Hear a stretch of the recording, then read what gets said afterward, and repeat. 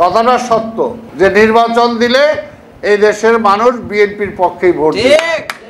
একদিকে বলে বিএনপি এই করতেছে, লুট করতেছে, এই করতেছে, ওই করতেছে, আবার বলে এখনই ভোট দিয়ে দিলে তো বিএনপি ক্ষমতায় চলে আসবে, এর জন্য নির্বাচন দেওয়া যাবে না। নির্বাচন হবে সেটা 1 মাস আগে আর 1 মাস পরে, এবং সেই নির্বাচনে জনগণ বিএনপির পক্ষেই রায় দিবে। যে যত কিছুই বলুক, আমরা কিন্তু নির্বাচনের কথাই বলছি, আমরা অন্য কিছু বলছি না। আর নির্বাচন আদায়ের জন্য অন্য কোনো বাঁকা পথে আমরা হাঁটছি না।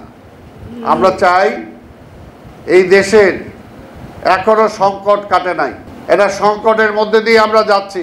আর এই সংকটের মধ্যে অনেকে অনেক রকম ষড়যন্ত্র করছেন, অনেকে অনেক রকম ষড়যন্ত্র করছেন, এবং সেই ষড়যন্ত্রের মধ্যে কিভাবে দেশটাকে নিমজ্জিত করা যায় সেটার জন্য যেমনি শেখ হাসিনা চেষ্টা করেছিলেন শুধু ক্ষমতায় টিকে থাকার জন্য, পৃথিবীর বৃহৎ শক্তির খপ্পরের মধ্যে ঠেলে দিয়েছিলেন যাতে বাংলাদেশটা ক্ষতিগ্রস্ত হতে পারে। আবার এখনো অনেকে কিন্তু সেই বিশ্ব রাজনীতির সেটার মধ্যে দিয়ে বাংলাদেশকে ঠেলে দেওয়ার জন্য চেষ্টা করছেন। আমরা পরিষ্কার কথা বলতে চাই, বিএনপি এই দেশের জন্য রাজনীতি করে।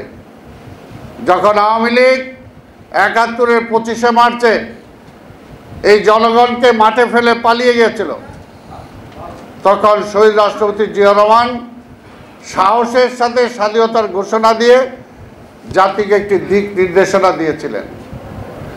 আবার ৭২ থেকে ৭৫ যখন এই দেশটাকে ধ্বংস করে দিয়েছিলেন, গণতন্ত্র শেষ করে দিয়েছিলেন, এবং সর্বোপরি বাংলাদেশের স্বাধীনতা থাকবে কি থাকবে না সেই অবস্থায় দেশটাকে ঠেলে দিয়েছিলেন, তখন আবার এই জিয়া রহমান এই দেশের হাল ধরে গণতন্ত্রকে আবার ফিরিয়ে দিয়েছেন এবং স্বাধীনতার সার্বভৌমত্বকে মজবুত করেছেন।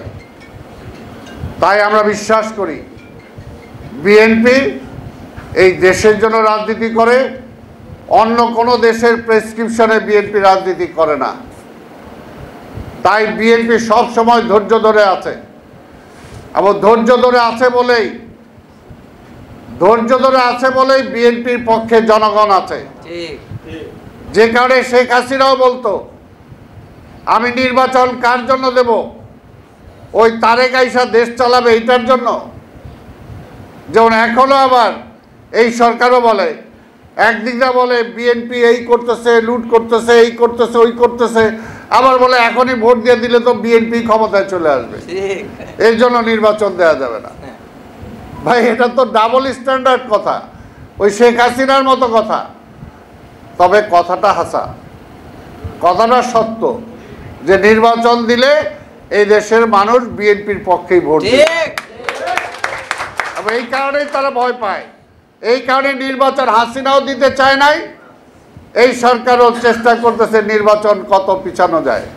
কিন্তু আমি বলি ভাই, পরিষ্কার কথা, কোনো ষড়যন্ত্র কিছুই টিকবে না। নির্বাচন হবে সেটা 1 মাস আগে আর 1 মাস পরে, এবং সেই নির্বাচনে জনগণ বিএনপির পক্ষেই রায় দিবে।